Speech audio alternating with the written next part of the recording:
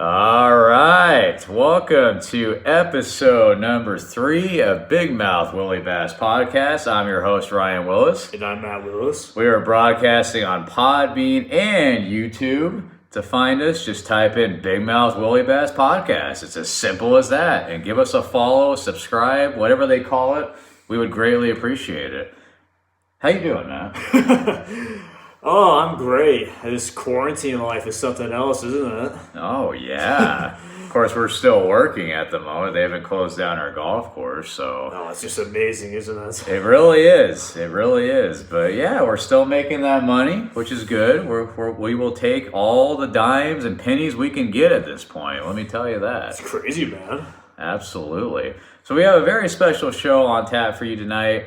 We are going to be joined by the newly registered nurse, Juan Villa. I've been talking about him, I think, for the previous 2 shows.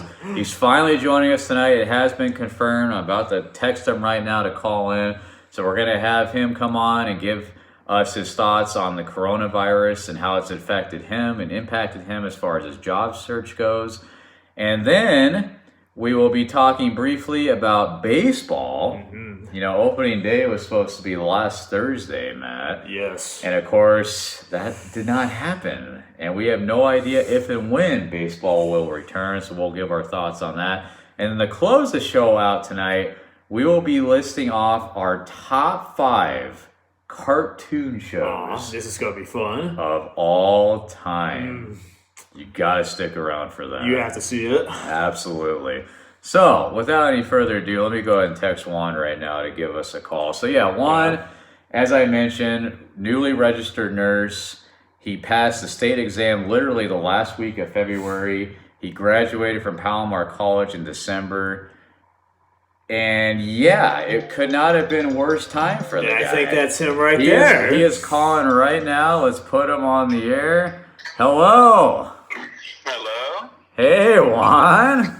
Hey, finally get to talk to you. Yeah, we finally got it set up. Oh, I'm glad to hear. Better late than never. Absolutely. How you been, man? You self-quarantining. Not that I have anything, just social distancing. You're at home, really. Yeah. Same as us, man. I'm glad I'm on the...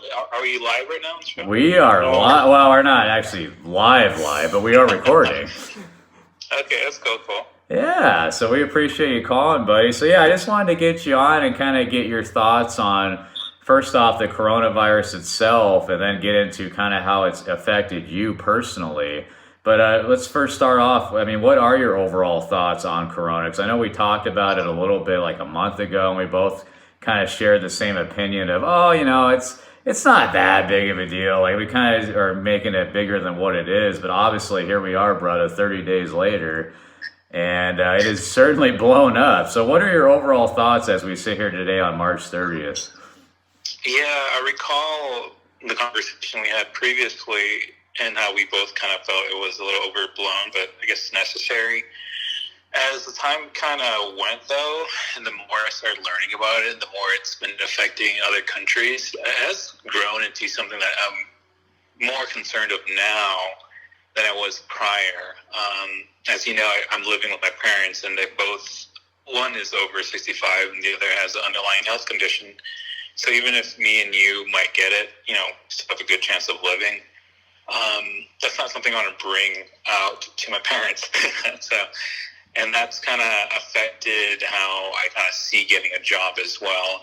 As I'm not sure if you mentioned earlier, I just recently graduated as a nurse from Palomar College, and the whole situation kind of happened right after. It kind of got bigger right after I got finished with getting my license.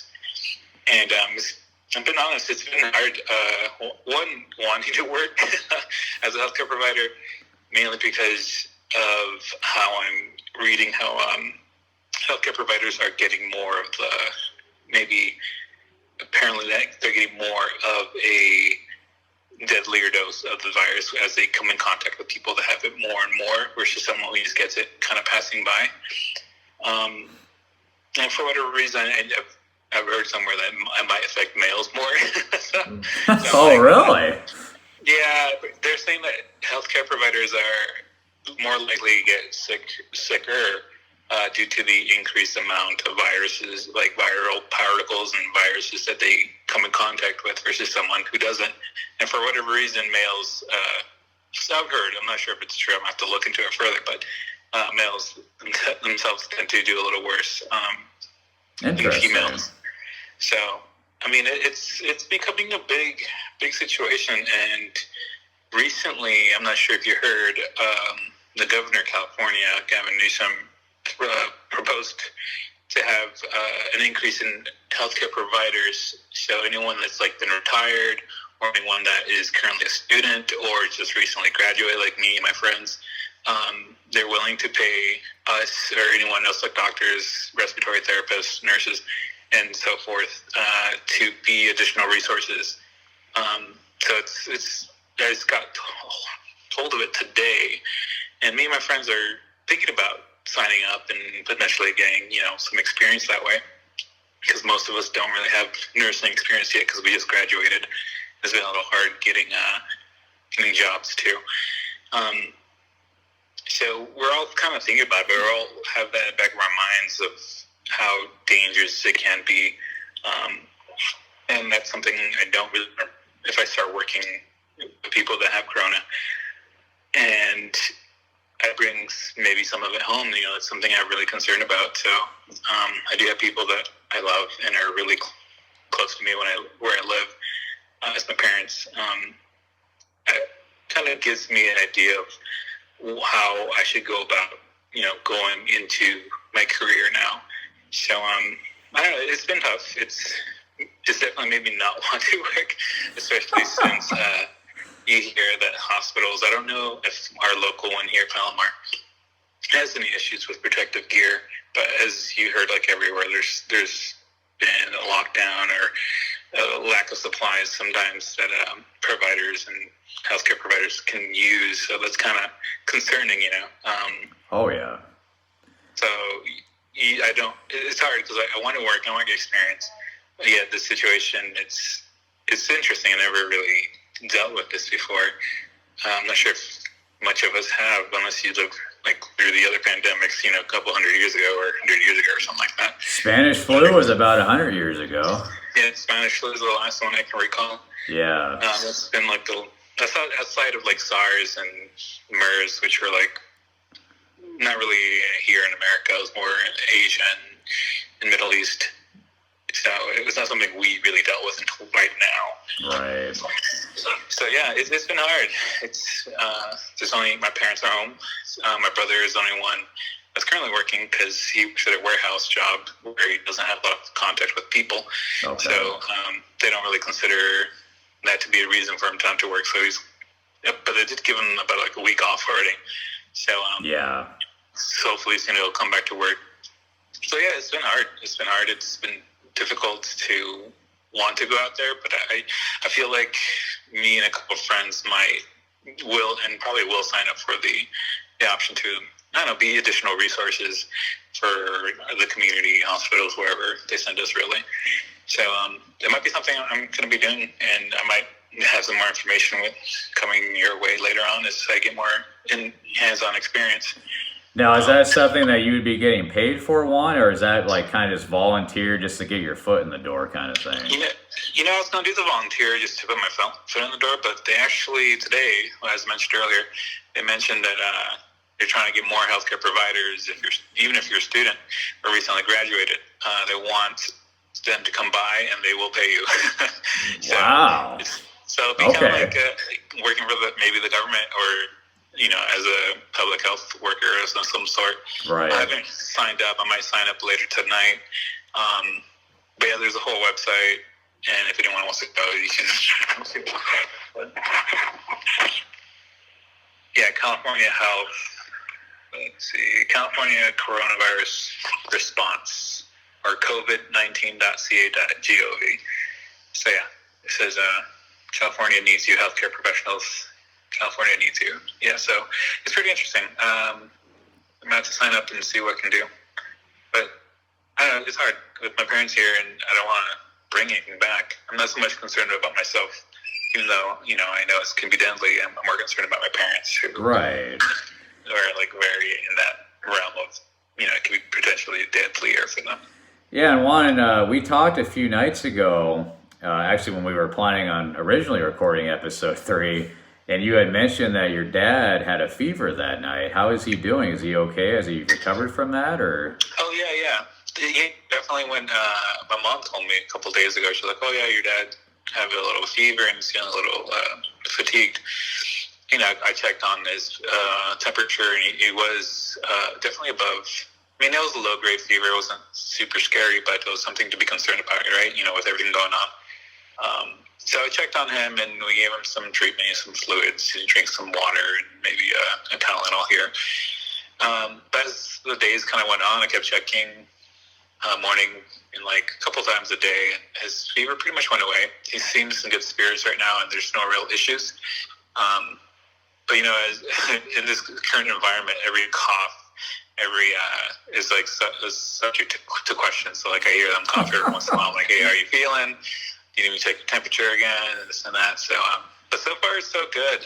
There's no issues. There's no respiratory issues, which is the main thing I want to be concerned about. So even have good thing I have some tools here I can check with like my stethoscope, right? So yeah, he's actually been doing better. I checked him about him and mom actually a couple minutes before we talked, and they were both within normal range. So, and there's no other symptoms associated with it. His fatigue went away. So I'm glad. I told my sisters and my brother, and they were all on top of it too. They're like, do they need anything? Can we get some medication? During this time, all of our senses are heightened, right? We want to make sure nothing's going on, especially when fever is involved. That's one of the main symptoms that you can get from coronavirus. Yeah. So far so good right now, and I'll be continuing to monitoring him as the time goes on, but I feel this should be fun. Hopefully it was just something minor. Maybe got something from somewhere else that wasn't coronavirus. Yeah. No kidding, man. Well, that's awesome news, man. I'm really glad to hear that your dad is feeling better, and hopefully it obviously wasn't corona, because that was my first thought, as I'm sure it was for you as well when you first told me that he had a fever. I was like, oh my gosh, please no. Yeah. And I was like, it's not, like, hopefully nothing happens, but try to keep calm, just monitor his temperature and everything. Because even recently, I think today, I'm not sure, maybe it was yesterday, my sister told me about a confirmed case in our local Albertsons, right? Here in Escondido. Yes, I heard about that. So I was like, that's just right around the corner. Right in our backyard. So I was like, That's so comforting, isn't it? I know. Oh my goodness. Well, Juan, before I let you go, man, like, what would you predict, I guess, is what I would ask, as far as where this is heading? Do you think, because I've seen a lot of, so-called experts, professionals, doctors, if you will, that are predicting that we're going to be seeing possibly up to 100,000 deaths because of the coronavirus. I mean, do you agree with that? Like, where do you kind of see this all heading to? I have heard that recent figure that was floated around. Was it 100 to 200,000 deaths potentially? Yeah. I can see it happening. I know. It just depends on how quickly the amount of people get infected. I mean, it's hard to predict. It's kind of what everyone wants to know, how bad it will be. If we are continuously being diligent and making sure we do not have contact with anyone else and stay home if we're sick unless you have respiratory issues, hopefully it doesn't get to that. It's hard to say. But I would generally agree that it's potential and it's a possibility that it might go up to 100 to 200 at this point, just because I feel it's still semi-early into the whole outbreak here. It might be a couple more months until we kind of see the full effect of it, or maybe in a month or two. It's hard to tell, really, but just got to keep up on what the CDC says and World Health Organization, whichever one you prefer. But it could go. It's definitely something I'm worried about. But I'll agree. Like, if I was to go on one side or the other, I would say, it probably maybe around that. Hopefully less so.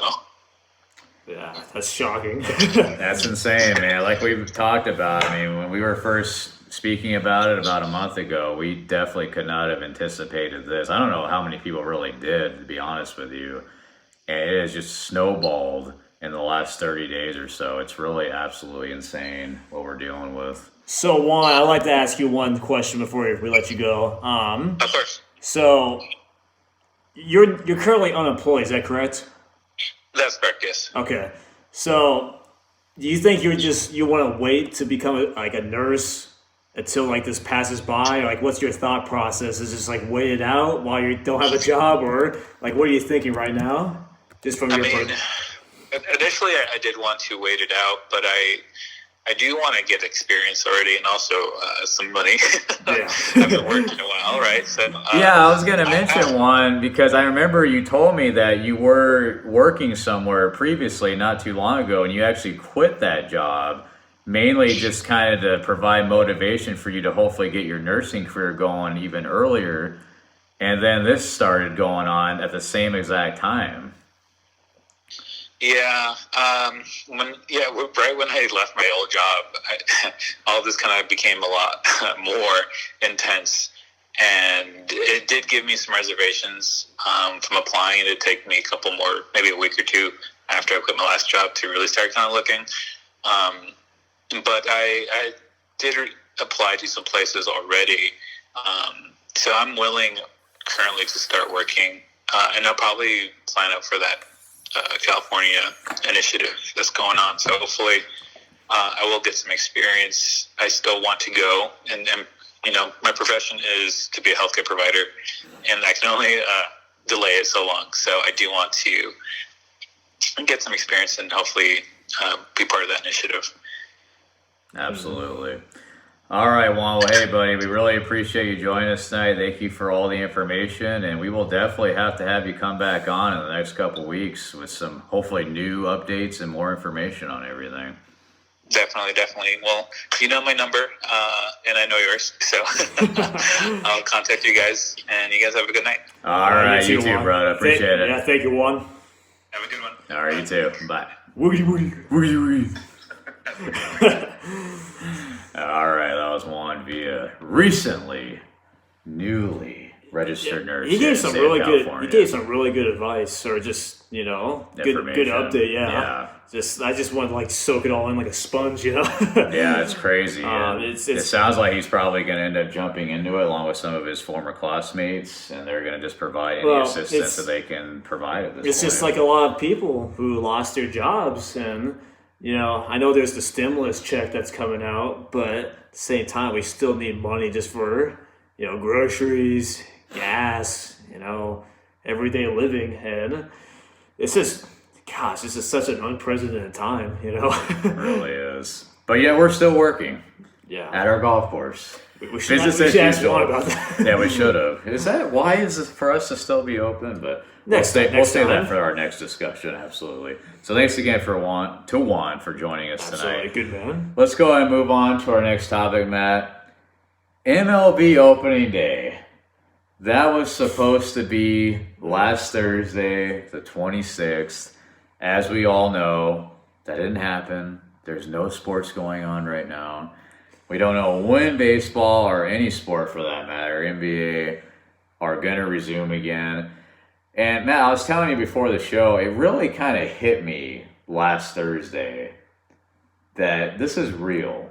We don't have baseball. Yeah. And the reason being is I don't really care for spring training that much. I've never been a big fan of spring training. I think it's a bunch of nonsense. It's really just for, the pitchers mostly to get ready. And I don't know. I wasn't really thinking too much about it, I guess. But then once last Thursday rolled around and I started seeing all these posts on Twitter like, oh yeah, today's supposed to be opening day. Oh boy, this sucks. And I was like, yeah, this really does suck actually. Oh, yeah, absolutely. Yeah, it's definitely rough right now. Me and a buddy of mine were planning on going to one of the first games of the year for the San Diego Padres because we're from San Diego. So, we're planning on going to one of the games, and it's just like, it definitely does suck. It's rough, but And the frustrating thing is that we really don't know if and when baseball is going to resume. Well, yeah, here's the thing. So, the commissioner, Rob Manfred, has said, potentially they could start up in May, I think. But I've been just here don't. in June, July, maybe even August. I just don't see it happening that quickly. I mean, especially just after having, our friend Juan Villa join the show. I just don't see that happening that quickly, It's just... I'm really, honestly, with each passing day, starting to believe they're going to cancel that we may not see baseball this year. I mean, that is obviously an awful thought, and I hate to even think about it, but honestly, I'm having a hard time seeing it right now. Yeah. Which is everything that's been going on. I mean, each day, more and more depressing news coming out. I'm really struggling right now seeing a scenario where baseball will resume at any point this season. I hope I'm wrong. And I would take a half of a season or even a quarter of a season over no season at all. But it's just looking so dim right now. Yeah, But that was the other thing I wanted to bring up, though, Matt, is how would a shortened season look potentially? Let's just say if they did start in June, are they going to try to make up all the games that we've missed to this point? Or are they going to cut the season in half? Because, they've been talking for the last couple years about shortening the season from 162 to, I believe, 154 or somewhere around there, which obviously isn't much of a difference. Yeah. But are the owners going to be willing, is really the biggest question, to just basically cut out half the season, potentially even more? Because that's going to be a lot of lost revenue right there. Yeah, it's true. But then again, it's still something compared to nothing. Yeah. But I did hear something about them saying that they could even play up until December of this year. So it might be like Christmas time and the World Series on the TV. Oh, that would be absolutely crazy. Which would be crazy. Yeah. Baseball in the snow. Yeah, but the thing is, once you get past October, you're looking at a bunch of rain, snow on the East Coast. You're going to have all sorts of weather delays if you go that far into the year. Yeah. Baseball is not meant to be played in the wintertime. I'm sorry. I love baseball, but no. Well, I understand that too, but ideally, they can make a 1-year exception just so they can finish out as much of the season as possible. They might go all the way into February of next year, and then as soon as the season's over, all right, guys, time for spring training. Yeah, I wouldn't doubt it at this point. Yeah. But I feel like the most likely scenario, though, of anything is just them splitting the season in half and just not. I feel like the rescheduling the entire schedule for a 162, I feel like that'd be way too much of a hassle. Although I would like it personally, I don't think it would happen. But just don't give them any days off. They're good. Just play every single day for the next 6 or 7 months. Play 2 games a day. There you go. Yeah, no problem whatsoever. All right. But in all seriousness, we don't know what's going to happen. So the only thing we can really do is just hope and pray that baseball will return at some point in the next couple months. Or all sports, really. Yeah, exactly. Jeez. The NBA, if they don't return by July, I would think that there's no way that they're going to be able to save this past season because, contracts are going to be up in July. I don't know how they would, kind of work around that whole mess. I would say, though, the NBA has the best commissioner in all the major sports in America. So hopefully Adam Silver can work something out where they can finish the season. In the NBA, they've been talking about possibly playing all their games, and I believe Vegas is what they were saying. Oh, really? And I also heard another scenario where if they don't resume the season, they would have some charity matches between players that are willing to still go out there and play. Or play with no fans. Yeah, so the NBA at least is, brainstorming. And, MLB has as well. They're kind of preparing for the worst case scenario. But hopefully we have some sort of sporting events coming our way in the next couple months. It'll give us, big mouths, something to talk about, man. Yeah, because we're sports fans. That's our forte. Come on, man. Well, it's the only thing we really are good at talking about. Expertise about. And we can't even really talk much about it because there's nothing going on for the exception of NFL free agency the last couple of weeks, which we've already dove into. So yeah, hopefully we will see some Major League Baseball soon. But again, we have to kind of prepare for the worst mentally. it's just the reality of the situation. I mean, hopefully we get good news coming up. It's always good to be optimistic about things, but it's also good to be realistic. That's true. That's true. And you can do both. You can do both. But I'm just saying, from my standpoint, from what I've been hearing, from what I've been reading, it's not looking good, which is very unfortunate. Sad truth. Gosh. Shifting gears here, let's go let's into a more positive note here. Cartoons! Cartoons always make us feel better, right, Matt? Hell yeah, absolutely. Absolutely. So I actually just came up with this idea, I think, last night. So we're going to go ahead and dive into our top 5 cartoon shows of all time. And we would love to hear from you. Give us your top 5. Comment on our YouTube channel, Podbean, whichever. Drop us a line on Twitter at BigMouthWilly. Let us know what your top 5 cartoon shows of all time are. We would love to hear from you. Mm-hmm. Would you like to go first, or do you want me to go first? I don't care either way.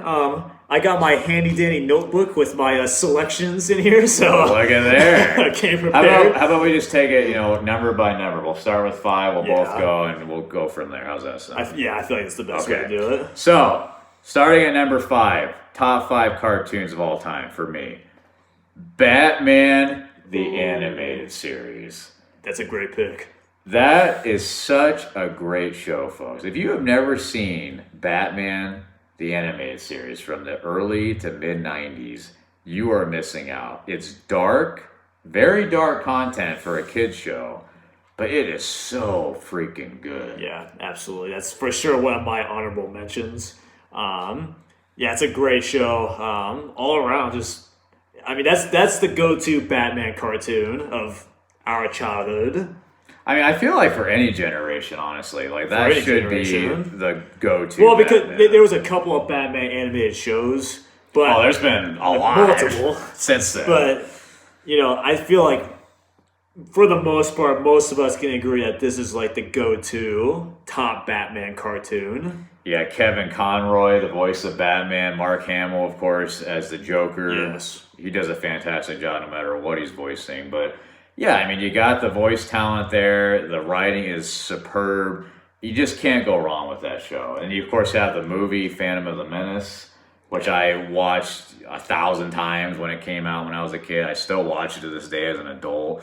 I mean, honestly, it's a show that adults can easily watch and be like, dang, like, this is pretty good. Like, this is pretty intense for a kid's show. Yeah, it's also kind of creepy. There's a lot of episodes that are like, wow. Yeah. But yeah, for me, it had to be in my top 5. And I wanted to mention also, this was extremely difficult for me to narrow down this 5. Because for anyone that knows me, I am a huge cartoon man. I love my cartoons. True. So to just pick 5 was extremely difficult.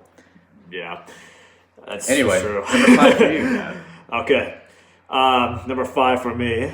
Now, this wasn't really a popular show amongst my generation or your generation. In fact, there was a good amount of people who didn't even like it. But personally, I liked it. Okay. Let me hear it. Building this up.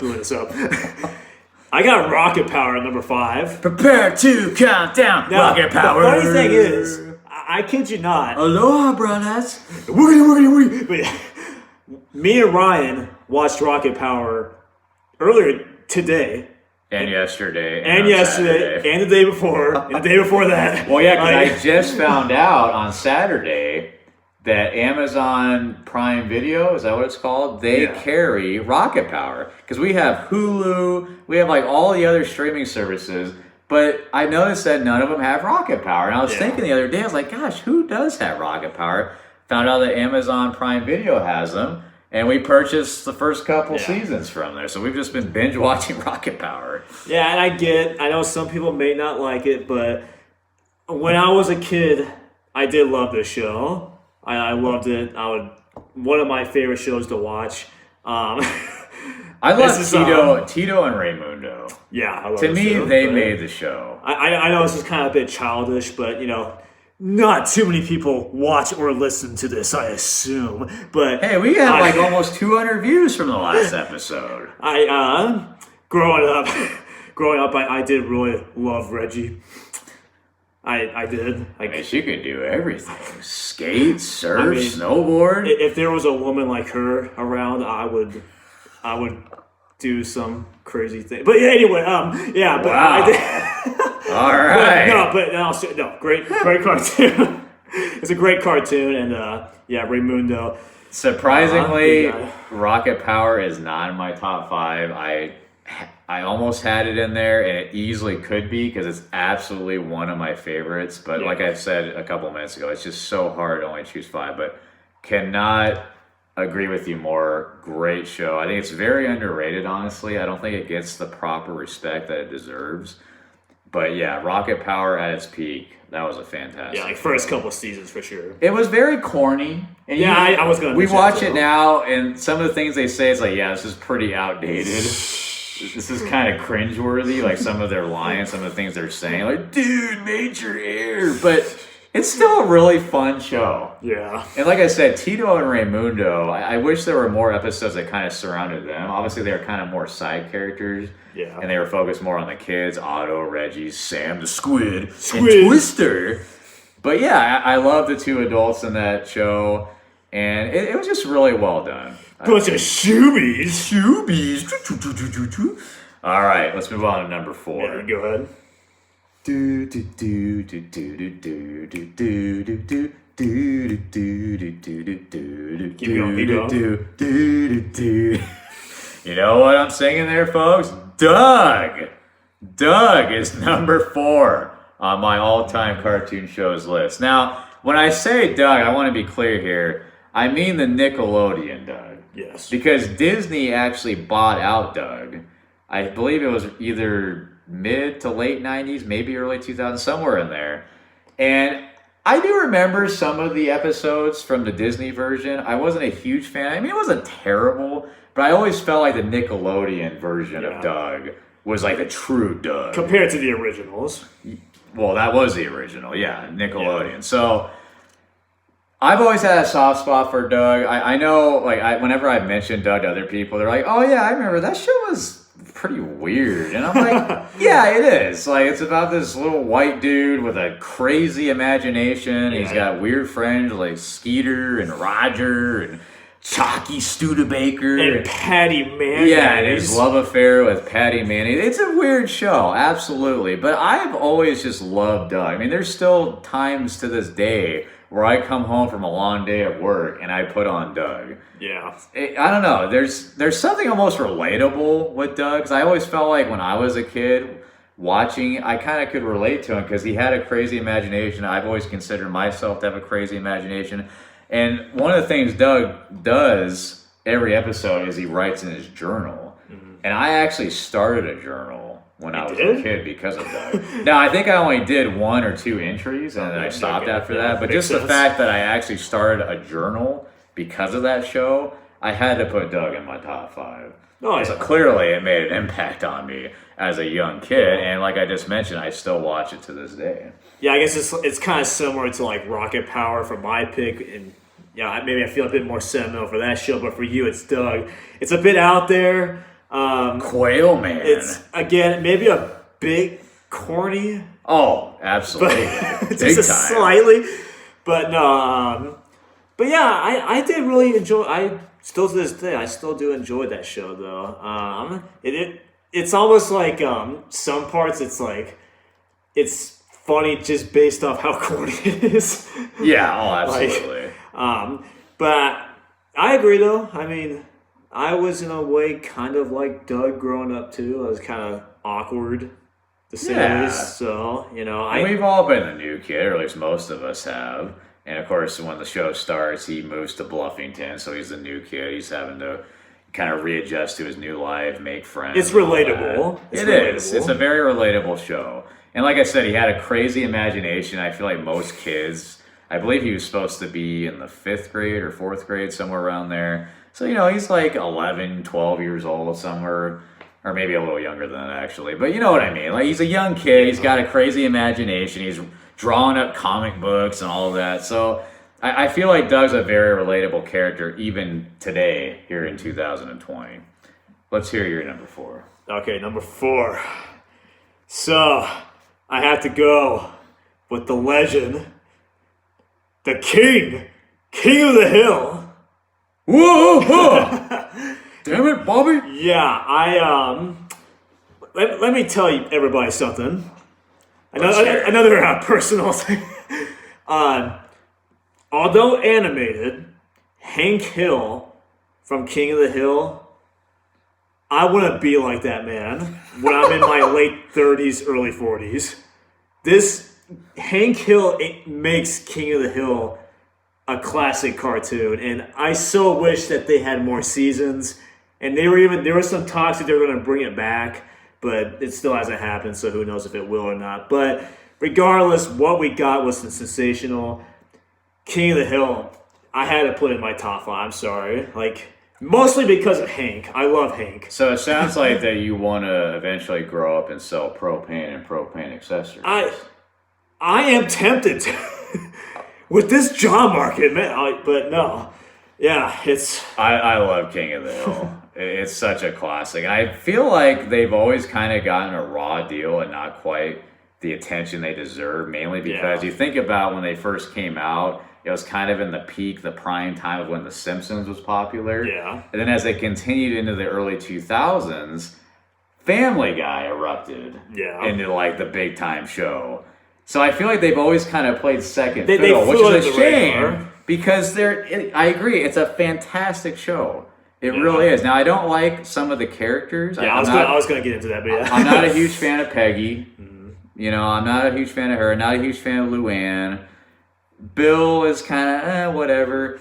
And Con also. I'm not a big fan of Con. For me personally, I think Hank is probably...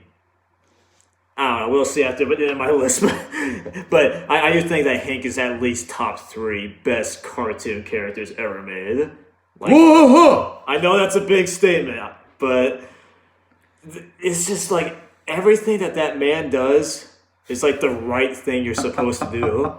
But it may not be, it may not be politically correct. I'm sorry if I offend anyone, but it's true. It may not be politically correct. It may ruffle some feathers, but it's just this is the right thing to do, and if you don't like it, I will kick your ass. I'm gonna kick your ass. Yeah, completely agree. King of the Hill, absolutely. I do also like Dale Gribble. Pocket Sand. Boomhauer, because I dig all. I'll tell you what, man, freaking old, man. But yeah, there's a couple good characters as well, but yeah, King of Hill is solid number 4 pick for mine. Absolutely. All right, moving on to number 3. I feel like this is going to be one where a lot of people are going to be like, what? Oh, I think I remember that show. I feel like it's not going to be on many people's top 5, maybe not even top 10 or 20 for that matter. But Space Ghost Coast to Coast from Adult Swim. This was when Adult Swim first started on Cartoon Network, I believe in the 90s. Space Ghost was one of the original shows for Adult Swim. I absolutely adore that show. I have seasons 1, 2, 3, 4. I have almost all the seasons on DVD. I have to go back and look at which ones I do have. I have most of them. So obviously I had to include the Space Ghost in my top 5. Just such a great show. I understand it. It's a particular audience that it attracts. Yeah. The crazy ones like me. It's one of those shows where the first time you watch it, you're just kind of like, what is this crap? It's so random. None of it makes sense. But that to me is what makes it so great. Yeah. It's a freaking superhero from, I believe, the 60s? Yeah, exactly. Hanna-Barbera. That is all of a sudden a talk show host. And by the way, he's got his 2 arch nemesis, Zorak and Moltar, helping him produce the show. Yeah.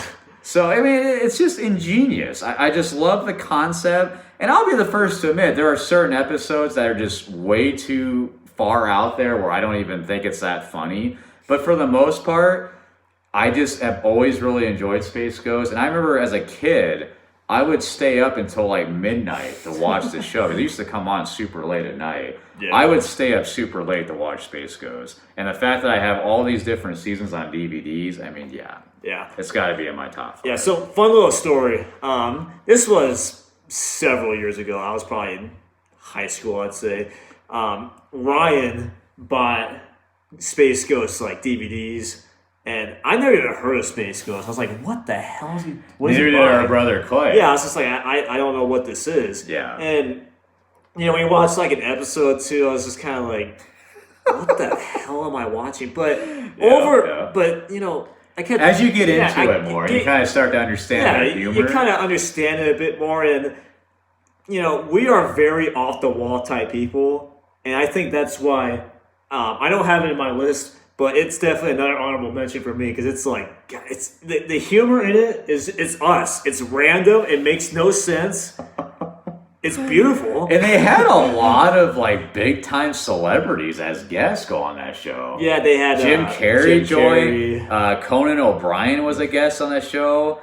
Ric Flair, wasn't he? Or Hulk Hogan.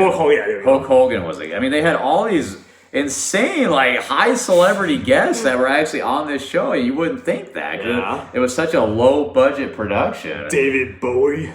Was he on there? I think he was. Yeah. So I thought it was just a fantastic show. Until this day, I still get a kick out of it. I mean, I will just randomly go on YouTube sometimes and look up just random clips from that show. Granted, it's not many clips, but yeah, it was definitely like even like watching some of the same episodes that we watched like a million times. We're still just like rolling on the floor, like and like. Your wife is just staring at us like, what the hell is Oh, yeah, my wife. I think she laughed at me once out of all the episodes we watched, and finally she's like, okay, I'm done. Yeah, so I get it. It's not for everybody. Yeah, it's not for everyone. For me, I will always have a soft spot in my heart for Space Ghost. Number 3 for you. Okay. Handy Dandy Notebook. Number 3. Yeah. Everybody's favorite. What's that? SpongeBob, me boy. Oh boy! I'm sorry, I had to do it. It's it is the most popular cartoon of all time, by far. But it's definitely up there. Yeah, I don't know if there's ever been a cartoon that's been as popular or has done as well financially. Well, some people even say that SpongeBob is what ruined all cartoons because it's like. That was like the peak. You can't top go it. any higher than that. But it was the bulk of my childhood. Because I pretty much started watching. I was born in '97, and it came out in '99. So essentially, from '99, and hell, I was watching it in high school even. Like I was still watching it. It's just, and even to this day, I still quote, Squidward, Mr. Krabs, continuously. All the time. Like, every day. Like, if we, like, live streamed, like, a day of our lives, we would just be going back and forth. We're using quotes from that show at least 5 times a day, I would say. Sometimes even more. I mean, it's insane. Like, we don't even probably think about it anymore. Yeah. We probably don't even, like, connect the fact that it's from SpongeBob because we've been quoting it for so damn long. Oh, yeah? But it's hilarious because you're kind of stealing my thunder a little bit because for number 2, SpongeBob for me. Oh, really? But I also put old SpongeBob. Yes. I want to clarify. Yeah. Seasons 1 through 3 are fantastic. Yes. Those are the ones where it's like, these are clever as hell. They're witty. Adults can watch it and laugh at all these one-liners, all these quotes. 1 through 3, as far as seasons go, I mean, you can't really top that as far as SpongeBob goes. Everything after that, I really honestly don't care for.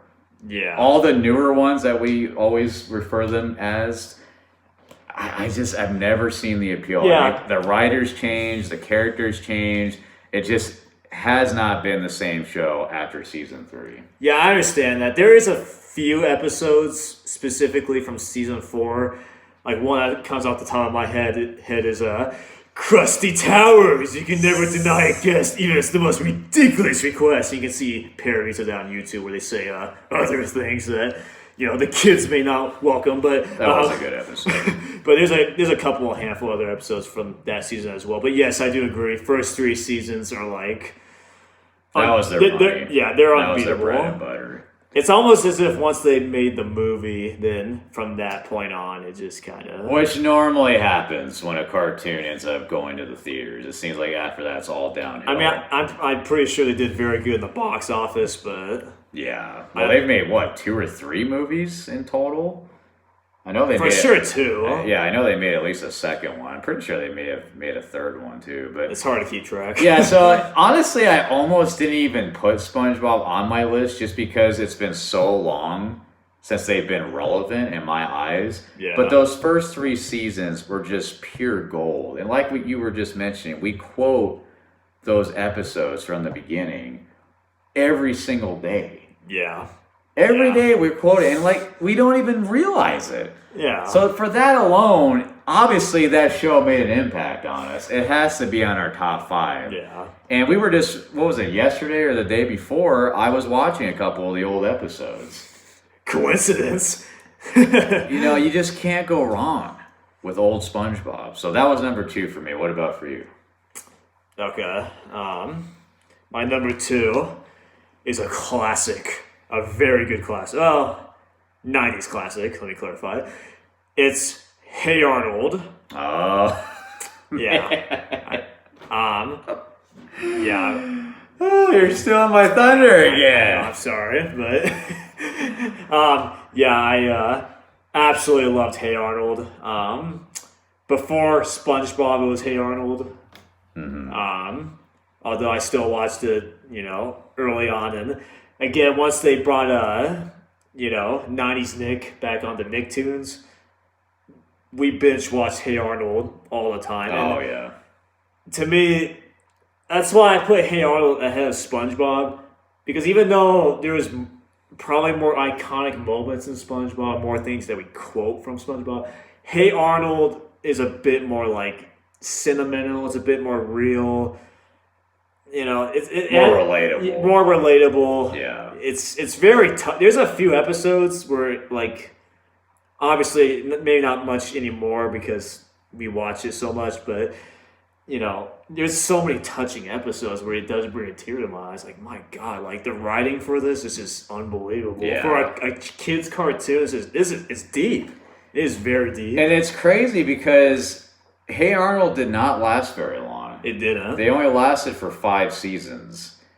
And it's crazy to think. But yeah, for that short amount of time, I really believe that Hey Arnold was king of cartoons. Yeah. For like a 2 or 3 year window there. Like they were it. Yeah. Like they were top dog.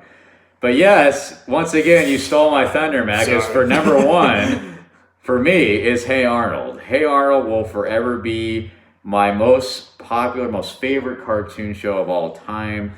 As I mentioned, this was very difficult for me to put together just 5, but really, it was easy for number 1. It's Hey Arnold. Yeah. I mean, that's a show that I have always been attached to.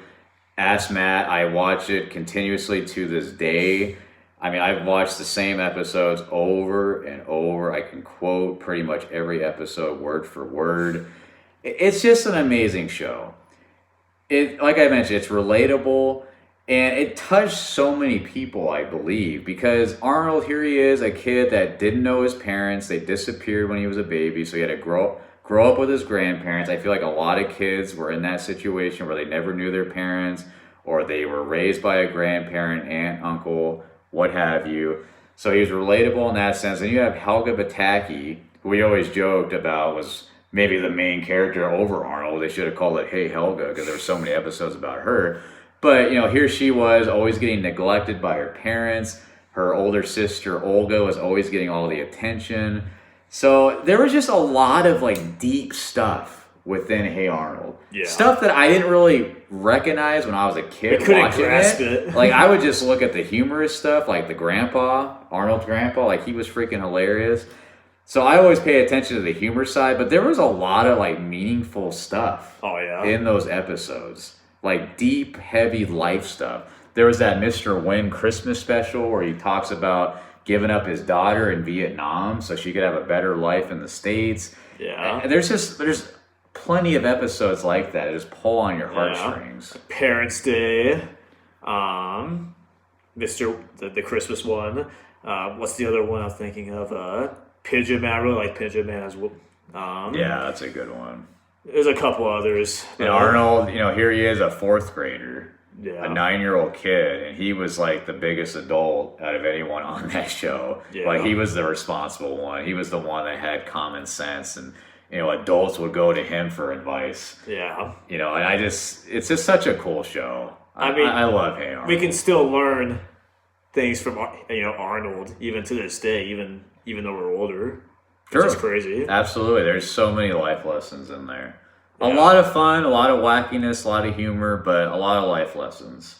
Yeah. It's a relatable show, absolutely. So for me, Hey Arnold will always be king. That is my number one. Matt, quickly to you, number one for you.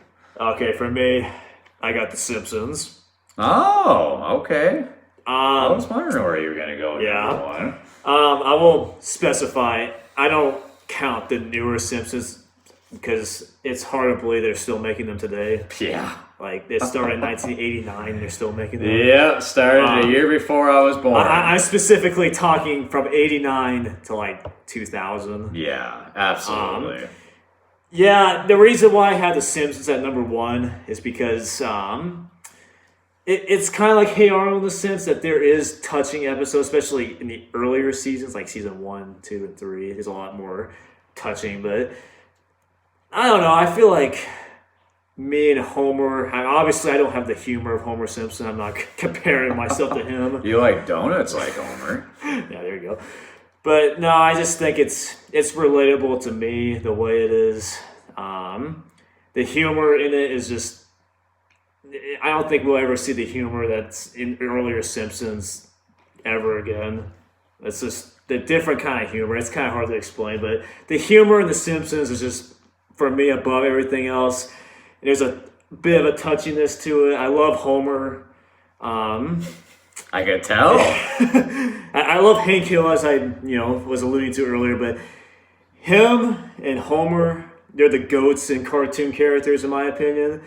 To me, it's just a great show, great humor, I mean, I grew up on The Simpsons. Yeah. I mean, you may remember, Matt, when you were just a wee little lad when we first moved to Valley Center, and we didn't even have cable or satellite TV. We just had 3 channels on our antenna, and one of the channels was our local Fox station, and we just watched The Simpsons and Home Improvement every single day because that's pretty much all we could watch. Yeah. So I agree. I mean, The Simpsons are great. Like you mentioned, the older ones. I actually almost considered putting them in my top 5, but I think just because they've been so mediocre for so long. Yeah, I get that. And the fact that I just don't really ever think about watching them anymore. I mean, if I see them on TV, I will put it on if it's an older one.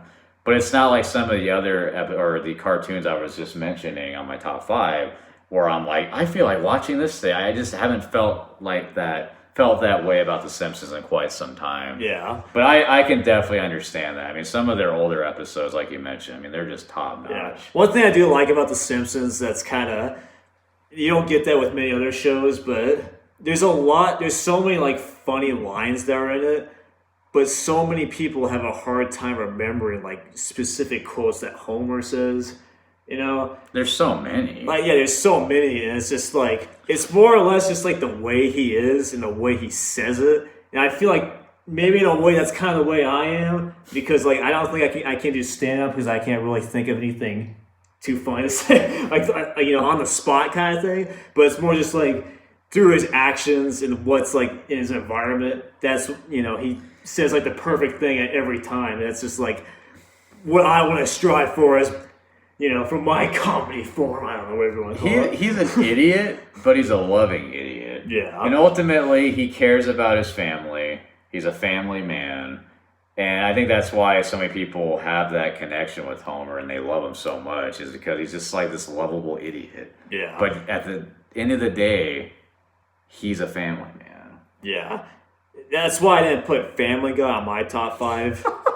Because I do like Family Guy, but I was gonna mention honorable mentions. So Family Guy was actually number 1 for my honorable mentions. I almost put them in my top 5, Matt. I really do love Family Guy, as you know. I mean, there are certain episodes that I could watch a million times and I'll be rolling on the floor laughing because it's just so funny to me. But for me, I don't know. A lot of the newer ones are just so bad Yeah. that it just kind of ruined it for me. I will watch older day Family Guy episodes till the cows come home, but they have gotten so bad. And I understand to a point. I mean, for Seth MacFarlane, he was just so creative in those first, I don't know, 5 to 10 years of that show existing. Yeah, absolutely. And I can understand, like, you kind of start running out of ideas. I mean, you can only be so great for so long. So it's almost to be expected. But the new ones are just so, like, the older ones, they didn't have to try that hard, I feel like, to be funny. It was a bit more natural. Yeah, and it was a lot of randomness, which I love. The newer ones, it almost feels like they're trying too hard. They're trying to force the humor. Yeah, it's more frustrating for me to watch a newer Family Guy. It's just like, oh my god, just turn it off, turn it off. And I never understood why they went from Stewie wanting to kill Lois in every episode to all of a sudden now he's gay. Like, I never understood why they decided to go that direction. It went with the times. It didn't really work for me. I didn't really care for it. And then Brian was one of my favorite characters in the beginning. And now he's like a total douche, and he's very unlikable. I would say, for the older episode, obviously I love Peter, but I would say that Brian was probably my favorite character. But newer episodes, it's like, oh my god, it's like, I'm glad that he got ran over by a car.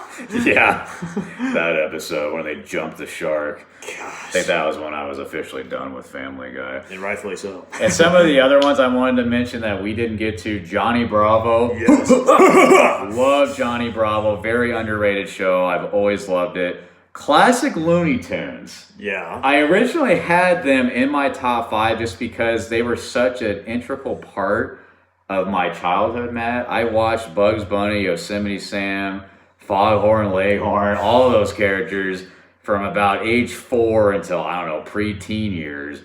But I don't know, for some reason now, I don't really ever have the inclining to wanting to watch Looney Tunes as much. But I mean, obviously, you can't go wrong with them. We have to mention it at least for sure. Yeah. I'm in that same boat with you. And then Darkwing Duck on Disney, that was a great show. DuckTales, Recess, Dexter's Laboratory, and of course the original Scooby-Doo. I mean, there was a million spin-offs from Scooby-Doo. I mean, a pup named Scooby-Doo for one, but the original Scooby-Doo, Where Are You? That will always have a special place in my heart. I grew up with all that. Oh yeah, those are all good ones. Absolutely. All right, folks, well, we're about to hit the hour mark, so I think it's time for us to get the heck out of here. Thank you so much for tuning in to episode number 3 of Big Mouth Willie Bass Podcast. Again, if you're on Twitter, please follow us at Big Mouth Willie. If you'd like to follow me personally, at Wacky Willis SD. He doesn't have a Twitter, so you can't follow him. Coming up on episode number 4, I'm hoping to get my buddy Randy Goodman, I mentioned him last time, from Dallas, huge Cowboys fan, hoping to get him on to talk Dallas Cowboys football, what's going on with Dak Prescott, so hopefully we'll get to that. I also am hoping to get a buddy of mine that works in retail and hopefully kind of see where he's at right now, because obviously with Corona going on, retail workers have it very rough, a lot going on there. So I'm hoping to have at least 1 or 2 guests join us for episode number 4. So make sure you check us out. Until then, I'm Ryan Willis. And I'm Matt Willis. See you later, alligator. Bye.